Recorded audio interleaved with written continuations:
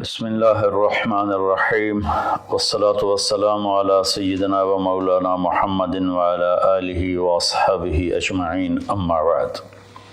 میرے محترم بھائیوں، دوستوں، بہنوں، بچوں، بچیوں اور تمام امت مسلمہ اور خاص طور پر اہل پاکستان، ہم سب کے لیے مبارک موقع ہے کہ اللہ تعالیٰ ہمیں رمضان کے استقبال کے لیے اللہ نے ہمیں مہلت دی، ہم زندہ ہیں، اور اللہ کرے کہ رمضان سب کو نصیب ہو۔ رمضان ایک خاص مہینہ ہے جو اللہ کی رحمتوں کو لینے کا ہے۔ اللہ تعالیٰ کا عرش پہلے آسمان پر آ جاتا ہے، جہنم کے دروازے بند کر دیے جاتے ہیں، جنت کے دروازے کھول دیے جاتے ہیں۔ یہ پہلے کسی امت کے لیے نہیں تھا۔ ان کا روزہ مشقت والا تھا، افطاری سے افطاری۔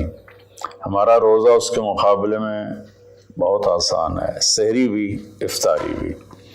ان کی نماز تراویح نہیں تھی، ہماری نماز تراویح ہے قرآن سننے کے لیے، قرآن کو زندہ رکھنے کے لیے۔ تو اللہ تعالیٰ کی طرف سے اعلان ہوتا ہے، 24 گھنٹے دن رات یہ اعلان ہوتا ہے، هل من مستغفر فاغفر له، هل من تائب فاتوب علیہ، هل من سائل فاعطیہ۔ یہ تین آوازیں 24 گھنٹے چلتی ہیں آسمانوں پر۔ کوئی ہے معافی مانگنے والا، میں اسے معاف کروں، کوئی ہے توبہ کرنے والا، میں اس کی توبہ کو قبول کروں، کوئی ہے مجھ سے مانگنے والا کہ میں اسے عطا کروں۔ اور پھر ایک فرشتہ اعلان کرتا ہے، یا باغ الخیر اقبل، اے نیکی کے چاہنے والے زور لگا، آگے بڑھا۔ اور دوسرا فرشتہ اعلان کرتا ہے، یا باغ الشر ادبر، اے گناہوں میں ڈوبے ہوئے انسان واپس آ جا، اللہ کی چھاؤں میں آ جا، اللہ کی رحمت میں آ جا، اللہ کی بخشش کی چادر میں اپنے آپ کو چھپا لے۔ اور اس میں فرض 70 فرض کے برابر ہو جاتا ہے، نفل فرض کے برابر ہو جاتا ہے۔ اور حضرت علی رضی اللہ تعالیٰ عنہ علیہ السلام کا فرمان ہے کہ کوئی شخص ایک فرض روزہ چھوڑ دے، پھر اس کی قضا میں قیامت تک عملی نفلی روزے رکھتا رہے تو اس ایک فرض کو نہیں پہنچ سکتا۔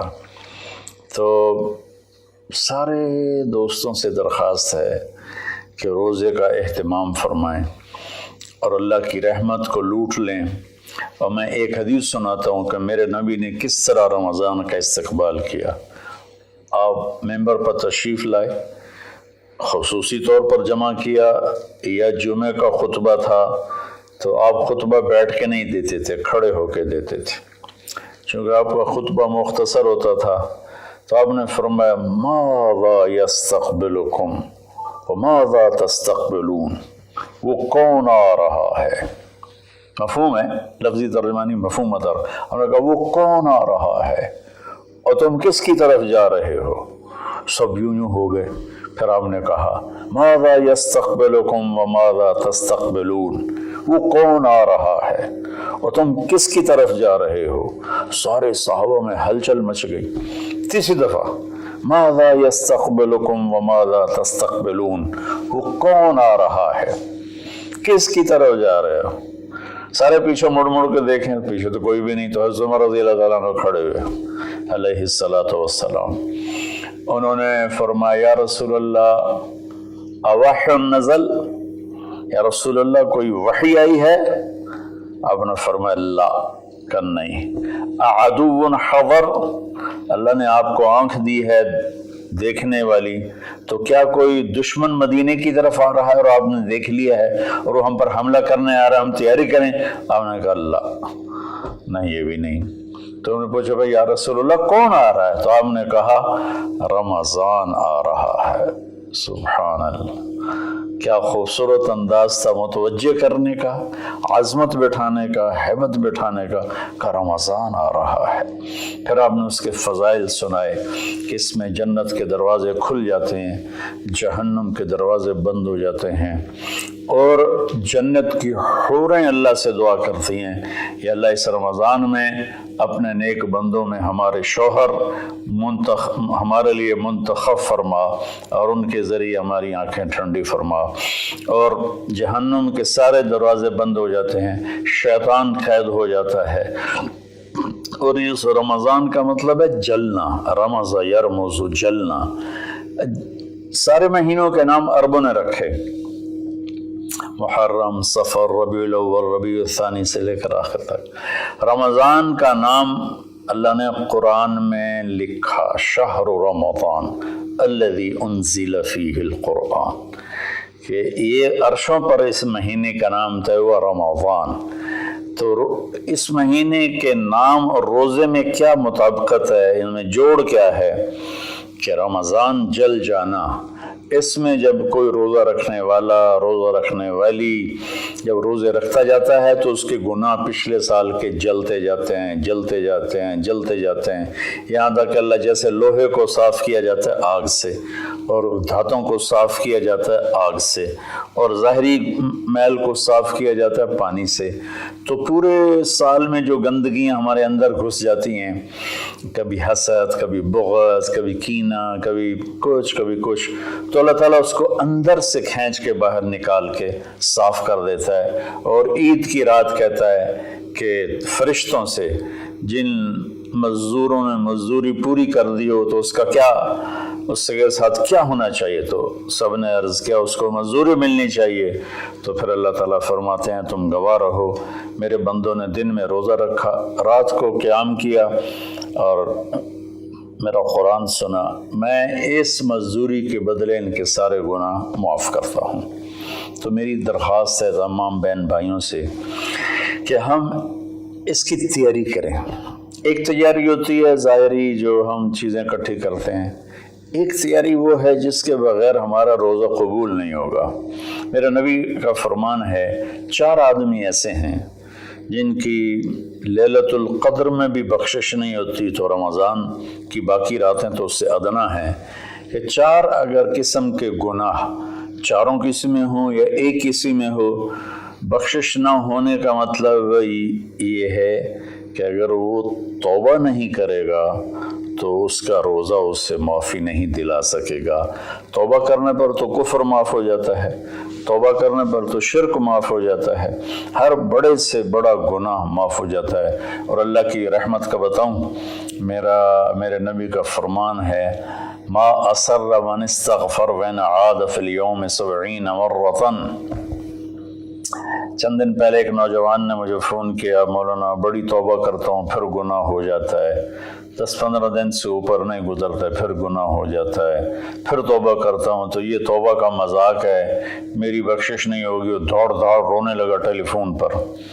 तो जब थोड़ा उसके आंसू रुके तो मैंने उसका, बेटा तो मैं एक हदीस सुनाता हूँ कि मेरे नबी का फरमान है, जो दिन में 70 दफ़ा तौबा तोड़े, और 70 से मुराद 10, 7, 70 नहीं, अरबी में 70 से मुराद होता बेशुमार। मेरे नबी ने फरमाया कि जो दिन में 70 दफ़ा तौबा तोड़े और फिर तौबा कर ले सच्चे दिल के साथ, तो मेरे रब की नज़रों में वो महबूब है, वो उसका प्यारा है, चाहे वो बार बार तौबा तोड़ता है लेकिन उसके बाद वो रोता है, माफ़ी मांगता है, और आखिरी सांस तक अल्लाह ने तौबा का दरवाज़ा खुला रखा है। बाबु तौबत मफ्तूहुन मा लम युगरगर, जब तक गले का वो घुंघरू बंद नहीं होता उस वक्त तक अल्लाह ताला बंदे की तौबा के लिए दरवाज़ा खोल के बैठा होता है। मौत नज़र आने लगे फिर कहे या अल्लाह मेरी तौबा, तो वो कबूल नहीं है, लेकिन उससे 1 मिनट पहले उसे पता ना हो वो तौबा कर ले तो अल्लाह उसकी तौबा माफ़ करता है। मैं एक दफ़ा जमात में गया नवाबशाह, तो एक घर में बड़े वडेरों को इकट्ठा किया, تو آخر میں توبہ کراتا ہوں، کہو یا اللہ میری توبہ، یا اللہ میری توبہ، یا اللہ میری توبہ۔ تو اس میں ایک وڈیرا صاحب تھے، بڑی بڑی مونچھیں تھیں، بڑا ہیوی ویٹ، ان کی آواز سب سے بلند تھی، یا اللہ میری توبہ، یا اللہ میری توبہ، یا اللہ میری، اور ساتھ رو رہے تھے زار و قطار۔ واہ میرے رب! یہ بیان تھا ظہر سے پہلے۔ وہ گھر گئے ہیں اور رات کو ان کو ہارٹ اٹیک ہوا اور ان کا انتقال ہو گیا۔ ساری زندگی نافرمانی میں تھی۔ مجھے لوگوں نے بتایا کہ وہ بڑے کوئی اچھا زندگی کا رخ نہیں تھا، لیکن میں یقین سے کہتا ہوں کہ اس دن کی ان کی توبہ نے ان کو اللہ کی بارگاہ میں محبوب بنا دیا، مقرب بنا دیا۔ تو میں صرف 4 باتیں ہیں میرے بھائی بہنوں۔ ایک ہے مدمن خمرن، جو مستقل شرابی ہو اور شراب کا عادی ہو، اس کی رمضان کے روزے سے بخشش نہیں ہوتی۔ عاقل لوالدیہ، جو والدین کو پرزے کر دے۔ والدین کا اونچا بول کبھی کبھی بولا جاتا ہے، کبھی بدتمیزی ہو جاتی ہے، اس کو نافرمانی نہیں کہتے۔ جو اپنے والدین کے دل کے ٹکڑے آنکھ پھاڑنے کو کہتے ہیں۔ یہاں اللہ تعالیٰ نے، اللہ کے نبی نے نافرمانی کا لفظ استعمال نہیں کیا، بلکہ حقوق کا مطلب کسی چیز کو پھاڑ کے پرزے کر دینا۔ تو جو ماں باپ کو اتنا زخمی کرے کہ ان کی آہیں نکلیں، ان کے آنسو نکلیں، اس کی بھی بخشش نہیں ہوگی۔ تیسرا، جو قاطع الرحم، جو رشتہ داروں سے لڑتا رہتا ہو، کسی سے نہ بنا کے رکھے، نہ بھائی سے، نہ بہنوں سے، نہ چاچے سے، نہ مامے سے۔ ماں اور باپ کی طرف سے جتنے رشتے ہیں وہ رشتے ذوی الارحام کہلاتے ہیں۔ جو ان رشتوں کو توڑتا ہے اور ان سے لڑتا بھڑتا ہے، اپنے آپ کو سپیریئر سمجھتا ہے، یہ سب گند ہے، یہ سب ایسے ہیں، ایک اس کی بخشش نہیں ہوتی۔ اور چوتھا ہے المشاحن، جو دل میں کسی کے لیے بغض پالتا ہو، نفرت رکھتا ہو، حسد رکھتا ہو۔ المشاحن کا لفظ ان ساری چیزوں پر ہے۔ تو میرے بھائی بہنوں، اس میں جو چیز سب سے زیادہ عام ہے نا، وہ آخری ہے۔ ہر آدمی شرابی نہیں ہے، اللہ کا فضل ہے، کروڑوں مسلمانوں نے کبھی شراب کو دیکھا بھی نہیں ہے۔ ہر آدمی ماں باپ کا نافرمان نہیں ہے، ہر آدمی اپنے رشتہ داروں سے لڑا ہوا نہیں ہے، لیکن ہر آدمی اپنے دل میں کسی نہ کسی کا بغض پالے بیٹھا ہے، کسی نہ کسی کی نفرت لیے بیٹھا ہے، کسی نہ کسی کا حسد لیے بیٹھا ہے، کسی پر غصہ لیے بیٹھا ہے۔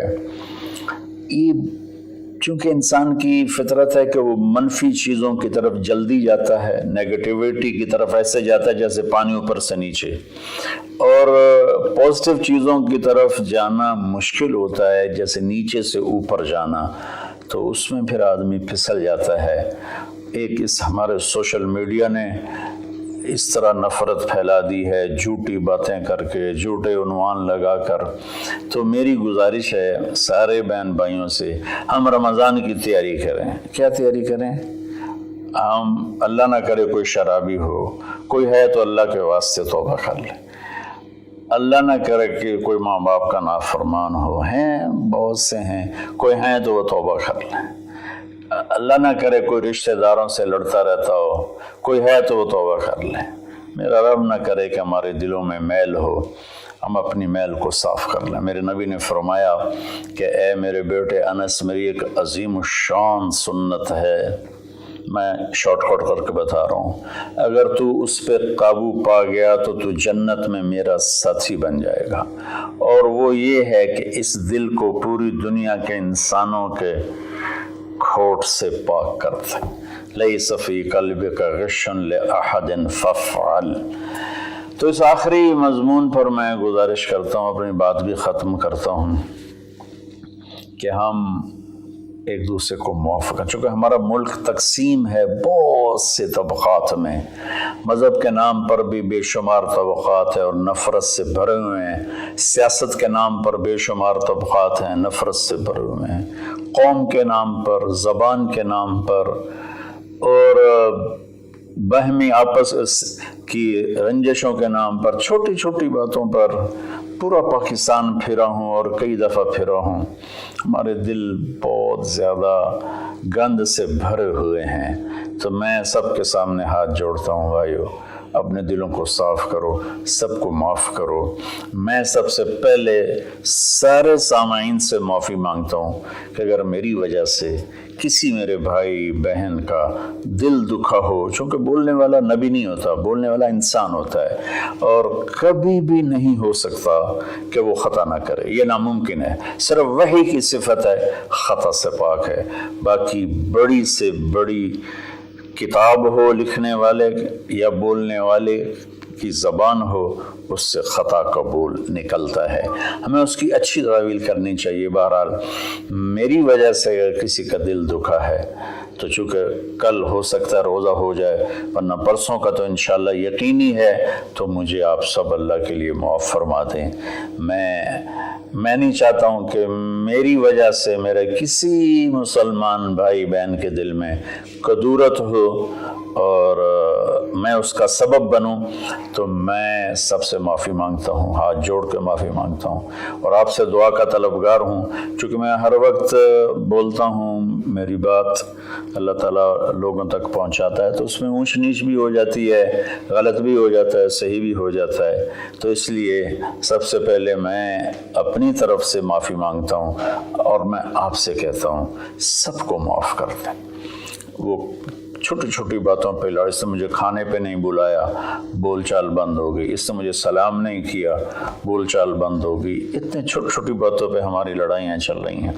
इसने हमें रिश्ता नहीं दिया, बोलचाल बंद हो गई। तो बहुत छोटी छोटी बातें हैं जिस पर लड़ाइयाँ शुरू हो जाती हैं, नफ़रतें शुरू हो जाती हैं। तो मेरी आप सबसे गुजारिश है कि हम रोज़े का एहतमाम करें, तरावी का एहतमाम करें। रमज़ान में कुरान उतरा और रमज़ान की सबसे बड़ी इबादत कुरान की तिलावत है। सारे ज़िक्र अज़कार सिवाय जो सुन्नत अज़कार हैं वो करके बस सारा दिन आप कुरान पढ़ें। मेरे एक दोस्त हैं, मेरे साथी थे रायमंड में, मौलवी सनाउल्लाह साहब, वो रमज़ान में एक दिन में कुरान ख़त्म करते हैं। अब बीमार हो गए तो 3 दिन में करते हैं। उनका सारे साल का मामूल है, 3 दिन में कुरान ख़त्म करते थे।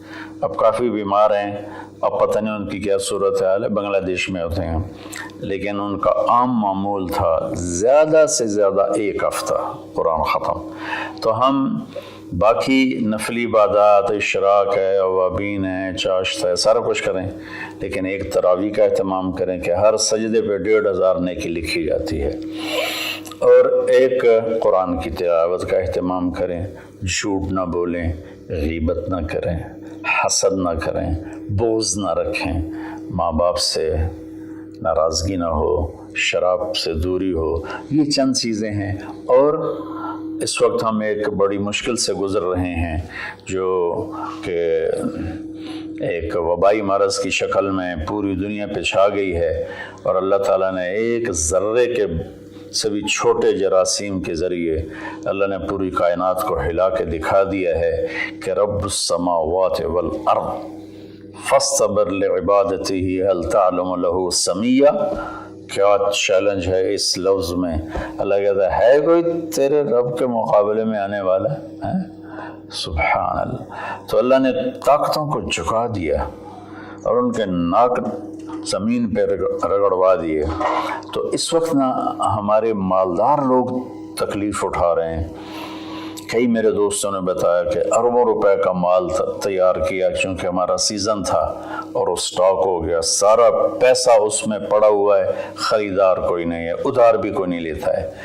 तो सबसे ज़्यादा जो मुतासर है वो हमारे गरीब लोग, दिहाड़ीदार और रोज़ाना की मेहनत करने वाले, रेड़ी वाले, छाबड़ी वाले, साइकिल पे फेरी लगाने वाले और अपनी कुदाल लेकर चौक में बैठे होते हैं कि कोई काम पर ले जाए। तो मैं हाथ जोड़ता हूँ, अपनी ज़कात जितनी आप निकाल सकते हैं इन गरीबों को ढूंढ ढूंढ कर इनके घरों तक पहुँचाएँ। चूँकि एक लॉकडाउन की शक्ल बनी हुई है तो احتیاط سے چلنا پھرنے کی تو اجازت ہے، گورنمنٹ نے دی ہوئی ہے۔ تو میری درخواست ہے کہ اس وقت زکوٰۃ کا سب سے زیادہ حقدار وہ طبقہ ہے جن کے گھر میں فاقے ہیں اور چولہے نہیں جل رہے، چونکہ روز کی تازہ کھاتے تھے۔ اس وقت ہمارے غریب بہن بھائی وہ سب سے زیادہ آپ کی زکوٰۃ کے حقدار ہیں۔ کھول دو اپنے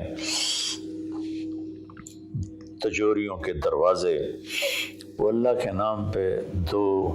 اس وقت آپ کی زکوٰۃ، صدقات، خیرات ساری کی ساری ان کو جاتی، کھانے بنا بنا کے بھیجو، راشن کے پیکٹ بنا کے بھیجو۔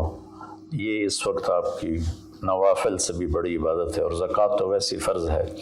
تو اللہ تعالیٰ مجھے آپ کو اس رمضان میں زندہ بھی رکھے اور اس کے آداب کے مطابق ہمیں کام کرنے کی توفیق دے۔